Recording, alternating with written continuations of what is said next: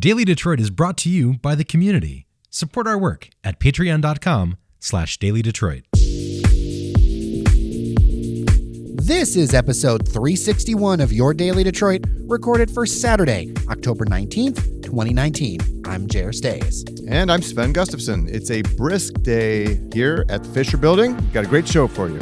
Absolutely. On today's show, we dig into the tentative deal between GM and the United Auto Workers.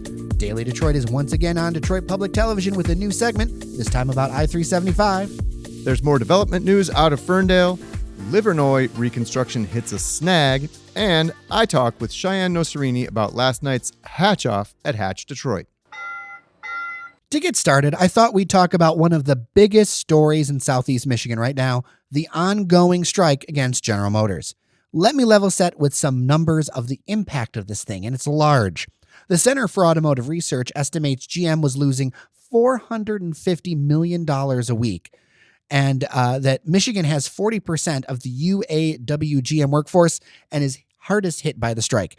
Weekly compensation was estimated to drop by $160 million during the strike. That hurts the economy overall, and more than $20 million have been lost in personal income tax and social insurance tax collection. So that's going to affect the state come budget time. And you know what? I can think of no one better to talk to than Sven to talk about this. You also do automotive writing on the side as well. I touched on this a little bit in yesterday's show, but let's unpack it in a deeper level. All right. Well, so there's a lot of news to go through and a lot of figures. This deal is still proposed. It's tentative. So that means it's got to go before UAW members for a vote. They have the ultimate final say, but we'll get back to that in just a moment. So what's in the deal? If the UAW does approve it, they get a $11,000 ratification bonus for approving this thing. And that's $4,500 for temporary workers. So nice little perk right there off the top, right? That'll ease the sting of the lost wages during the strike, which is now a month old. They get wage increases, 3% in certain years. There's 4% lump sum payments in other years of the 4-year contract. There's no changes to what workers pay out of pocket to their healthcare costs. They pay 3%. Wow, 3%. That's not very much. Far lower. I think the average, across all industries is like 28%. But I would point out that, auto workers, they have tough jobs and they need healthcare, for reasons we've talked about before. Other things. There is a path to permanent full-time status for temp workers. That was one of the big issues behind the decision to go on strike. The UAW also gets some say in how many temporary workers that GM is allowed to use in their facilities. Also, workers hired after 2007 now get a faster path to the top of the pay scale. Basically, they're going to cut it in half from 8 years to 4. This is all based on various reports out there. And it also calls for by September of 2023, all permanent workers would be at a little over $32 an hour. That's up from the top pay scale of $28 an hour. And right now there's a range. You start off around $16 or $17 an hour, I think. Key to us, our local audience here, the Detroit Hamtramck Assembly Plant, the old, AKA the Poletown plant, will remain open under this proposed deal. GM would reportedly spend $3 billion to retool it for electric pickup trucks and vans and battery modules. And that would add more than 2,000 new jobs to the Poletown plant if it reaches its full volume, which a lot of questions there, but that's for another day. That plant was, of course, originally on the list of plants that were left without products to build in GM's big announcement about a year ago now. I mean, that's really big news locally, just a couple miles down Grand Boulevard. Huge, yeah. GM's talking about investing $7.7 billion in several plants across the country over the life of the 4-year deal. They say that would represent 9,000 new and retained jobs. How that breaks out specifically in terms of new jobs isn't necessarily clear. Now, there are some concessions that the UAW would have to make as a part of this deal. I mean, that's part of negotiations, right? Nobody gets everything they want. And, there's something to like and something to dislike for everybody. Transmission plant right here in Warren that was also slated to close, left without products back in November of last year, would indeed shut down, as would plants in Baltimore, Maryland, and down in Lordstown, Ohio. Now, that Lordstown plant, It's where they made the Chevy Cruze. That's going to be a big one. The UAW local down there has said that basically right there is a deal killer for its UAW members, and they're going to recommend voting against it. But affected workers at those plants would apparently get assistance packages that could be worth up to $85,000 for skilled workers. Now, these sound sort of like severance payments. I'm not exactly clear. I don't know that the details are fully known yet. The UAW Center for Human Resources, that's the big kind of mid-rise building down on the east side on the Detroit riverfront, would reportedly be dissolved. And we've talked about that on a previous episode. That's been kind of caught up in the whole corruption probe of the UAW leadership. The thing about this, though, is that there could be a lot of value gained from selling that. I mean, that land is pretty valuable. You could use it as a corporate campus. For sure. Could use it as, you could rebuild it, use it, condos, hotels. I mean, Detroit land is not what it, especially in the right area, is definitely worth more. Or imagine the value if you just demolished it and turned it into a parking lot. I mean, it's Detroit. Isn't that the best value of any land possible, is demolish it and turn it into a giant surface parking lot? So, but my question under all of this is whether UAW rank and file members, I mean, are they going to approve this thing? I have been scanning the internet, calling sources, trying to figure out, on the union side, what is the feel of people on this one. And there's still a lot of distrust. There were a lot of concessions during bankruptcy. I mean, this one, I don't know if this one passes or not. Yeah, I mean, the deal, and I don't know either. The deal sounds pretty good until you get to the part about, the closed plants. I mean, this still leaves Lordstown, as I mentioned, the transmission plants in Baltimore and Warren to shut down eventually, in addition to Oshawa, which is in Canada, so it's not part of the UAW deal, but that's certainly got to weigh on UAW members as well. Especially if those closed plants are then traded for plants in other countries, say Mexico or in Asia. Right. That's going to really rub UAW members the wrong way. No doubt about it. I mean, I read an interesting piece in the New York Times, an opinion piece in the New York Times last night, that talked about how, you're talking about GM, which is a company that earned net profit of $8 billion in the last calendar year, right? And, its CEO, Mary Barra, she makes $22 million salary. So, we're really talking about, this is a stark sort of illustration of like what we're talking about here. I mean, yes, GM has said all along that they need to get lean because it's facing enormous costs to develop electric vehicles, self-driving cars. That's all true. But, you're talking about a company that is, making a lot of money. It's vastly profitable. UAW members gave up a lot back in the, back a decade ago when GM was headed into bankruptcy. The company came out of bankruptcy with a lot, from a lot of federal money, aid assistance, essentially. We'll see what happens. It's going to be interesting to see how the vote comes down for sure. Yeah, I mean, before we move on, I wanted to line out a few of the next steps. UAW workers, to be clear, are still on strike while this is going on. The union's National General Motors Council has recommended that the members ratify the deal while the strike continues. The voting is expected to start this weekend, with ballots expected to be turned in by October 25th, and that's a week from today. So, Sven, our piece in collaboration with Detroit Public Television's One Detroit aired last night about I-375. Pretty exciting. In it, we revealed that the freeway that serves downtown Detroit will be filled in and turned into a surface-level boulevard. That's big news. The freeway was built more than 50 years ago, and its construction, I mean, it was controversial as it completely eliminated the historically African-American neighborhood of Black Bottom, displacing thousands of Detroiters. Sure. It's never been the same. Vibrant business district, entertainment district. It's mentioned Cultural center. Right. Henry's Swing Club, one of the famous hotspots, was mentioned in a John Lee Hooker song. Oh, yeah. That's a great one. John Lee Hooker used to play there. Oh, that's amazing. I think he lived in the neighborhood, as a matter of fact, for a brief time. And this is a big change. It's planned to be completed in 2024. So it's interesting to get like a real timeline on all of this. And we have a post up on dailydetroit.com about it with the full piece, with interviews, the feedback, all of that kind of stuff. Thoughts by American Black Journal and WDET host Stephen Henderson. And of course, Detroit News editorial page editor Nolan Finley, because apparently the two of them are inseparable. But I Well, thought they are the hosts of One Detroit, co-hosts. they are the co-hosts, and we do appreciate, as much as we rib, we do appreciate the opportunity to be on there. But I thought, Sven, it would be a good opportunity for us on our channel to unpack this big news and our thoughts after working on reporting this. I mean, we worked on reporting on this for a long time. Over the course of a couple of months, we really were able to get great deals. And so great information. So I really appreciate your work on that, Sven. So let's look at the long game here. Right. So, I mean, this is a few years away. I mean, I guess it's going to give people time to kind of percolate about it.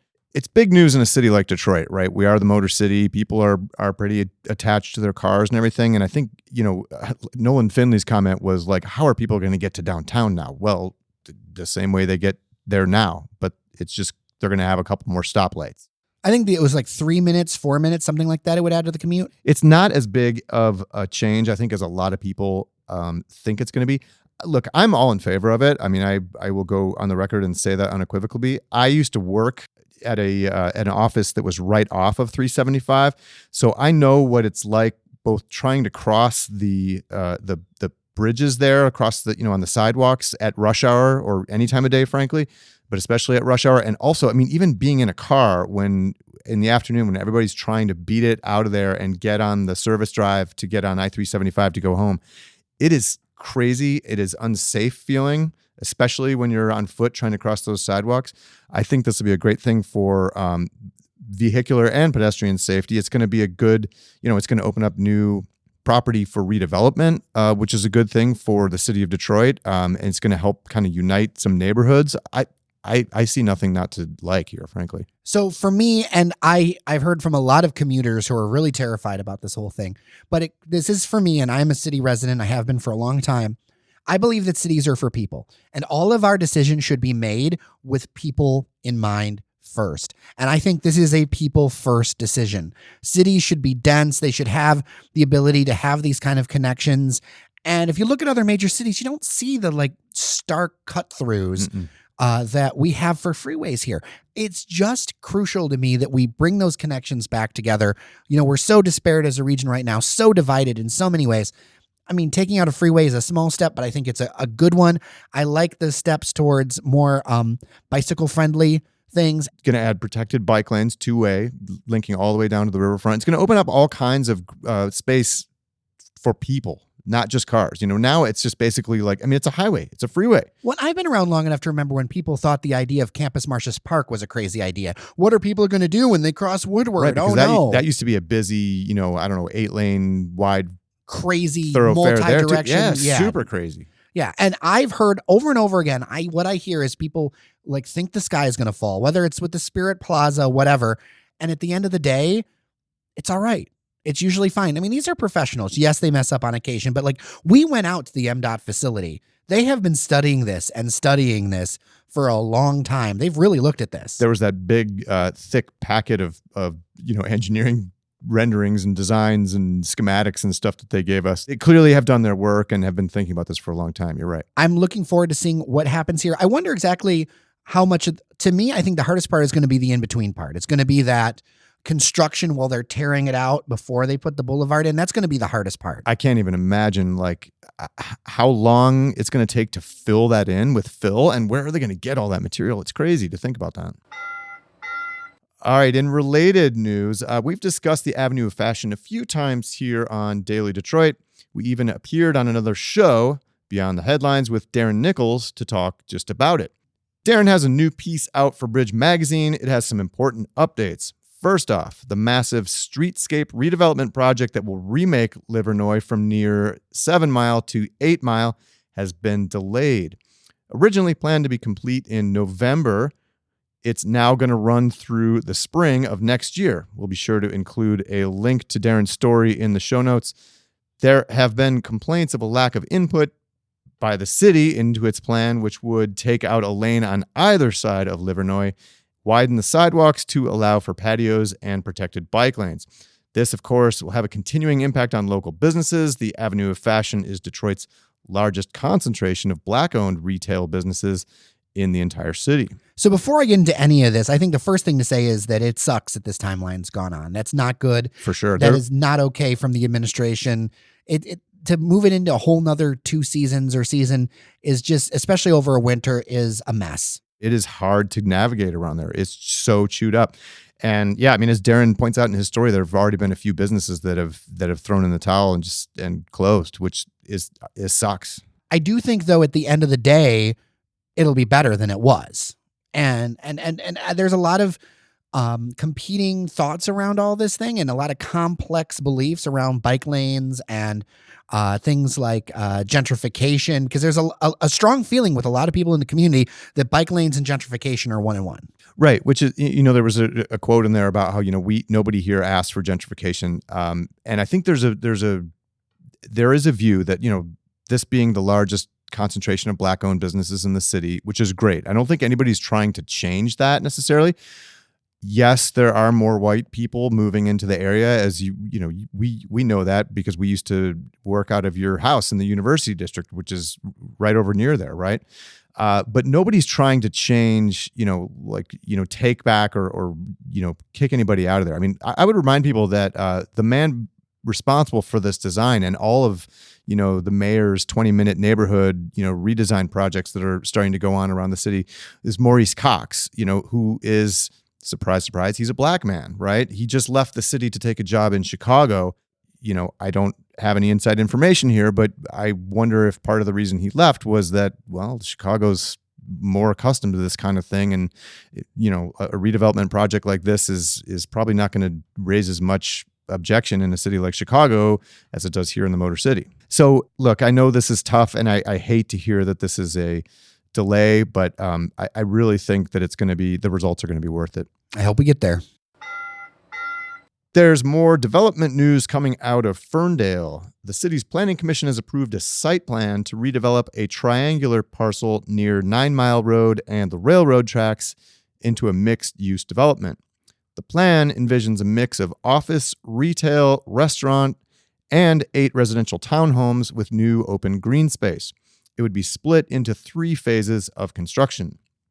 Cranes reports the project is estimated at between $20 and $25 million. The site is currently home to the Voyager restaurant and the offices of Search Optics, a digital marketing company that is behind the proposed development, and the Incubizo co-working space. If city approvals go smoothly, the project could break ground next spring. When I saw the name Incubizo, I thought of Ibiza. I thought, some clubs, some nice beaches. I'm going to go to Incubizo. I think of Incubus, which I think was like that new metal band from like the early 2000s or whatever. I don't know. It's a weird name, but this is a fascinating illustration of how our brains work separately. Interesting though that, and this has been happening for some time. Development activity has been spreading well beyond downtown Ferndale. I think we've talked about that before. This is near a huge new loft development that's currently under construction a little further west on 9 Mile Road, where they demolished a few old buildings, the old home of the Ferndale Chamber of Commerce, and it's an East Lansing developer that's coming in there building a multi-story loft building. And there's really great businesses moving in there. I want to make sure to highlight, and you wouldn't think that it would be the perfect place for a coffee shop, but you've got Drifter Coffee over in that same kind of zone too. Yes. It was an industrial zone that has been slowly turning into more of a livable zone. Well, yeah, like over there where you're talking about, that's got that farm to field, whole animal butchery, and Urban Rest, it's not new anymore, but it's a craft brewer. So yeah, for sure. I mean, you're a lot of interest in Ferndale, and that brings growing pains to certain people though too. An apple a day keeps the doctor away, so the saying goes, but what about 7,000 apples stolen from a farm? That's what happened up in Linden, Michigan. That's just south of Flint. Not usually a part of town we cover, but I couldn't pass up the story. Everybody loves an apple orchard this time of year, right? Well, and especially when somebody steals $14,000 worth of apples sometime between October 6th and 10th. Multiple outlets say that it was quite the caper, as it would take 9 people and 4 trucks to steal that many apples that quickly. It's amazing nobody saw them, too. I feel like there should be a level in a video game or like something like on your like iPhone that you play, like how quickly can you steal the apples? Apparently no apple was left behind. They were swiped from the trees, from the ground, and it didn't matter if they were ripe or not. So they just kind of like went in there and grabbed it all, which tells me I don't think they really knew what they just wanted to steal a bunch of apples. Apparently local police are investigating. I mean, the motive here is fascinating. Like, what are they going to do with that many apples? Like, was it a competitor? Is it a cider? I mean, like, I don't know. I mean, I'm just speculating here, but like, seriously, what is somebody going to do with that many apples? On Thursday night, Hatch Detroit announced the winner of its 2019 contest. The winner gets $100,000 to open their retail business in the city of Detroit, Hamtramck, or Highland Park.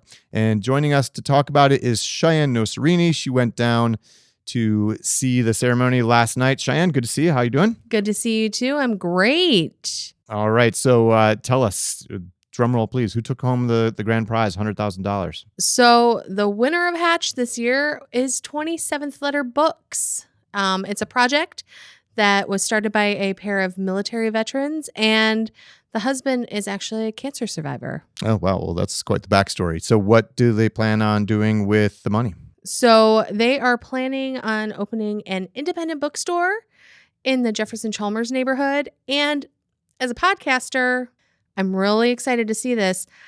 It will also have a recording studio so people can record their podcast or their audiobooks if they're a local author. Wow, that's a podcast. They say those are all the rage these days. I know, right? And do we know anything about their timeline when they hope to be open? I believe they said that they're going to do a pop-up over the holiday season, and they have to do the build-out still. All right. Well, thanks a lot, Shai. Absolutely.